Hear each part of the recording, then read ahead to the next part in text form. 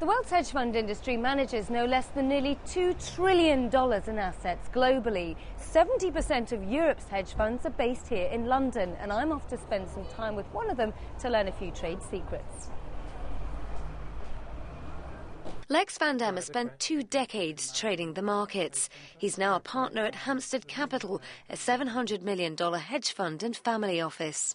With typical management fees of 2% on all assets and a 20% performance bonus, managing a hedge fund is lucrative, but it's also all-consuming. It must be quite stressful, right, doing your job these days? Yeah, it's really stressful, especially at the moment. Stock trading was up 7%, we're now down 7%. You know, I sit here all day long, between 7 and 5. I sit behind my screen, then I go home.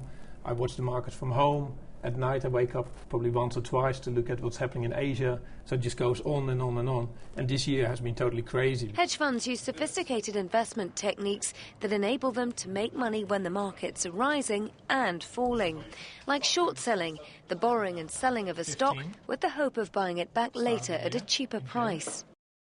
What are your memories about the credit crunch? Was it a particularly difficult time?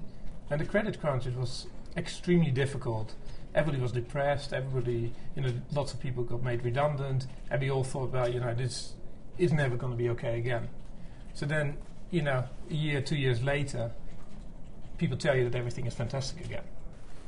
So what do you think, Harry? Should we buy this stock or should we wait? I think it's a great infrastructure play on the internet. Most hedge funds pretend that what they do is really, really difficult, and it really isn't. You try to identify good companies that you want to own, and I think a lot of people can actually analyze it themselves. This is some serious technology here. What are you looking at? Do you need all these kind of screens? Well, unfortunately you really do these days, because there's so many different asset classes that trade and they're all correlated. Everybody looks at everything, everybody's paranoid, everything is correlated, there's computers in there that just trade and trade and trade. So for every human trade that happens, there's probably 10 trades that are being done by computers. You've got a chart of gold here, right? Mm-hmm. It's at 1700 plus. Is that not expensive for gold? There's not enough of it. They can't print more of it. It has no utility.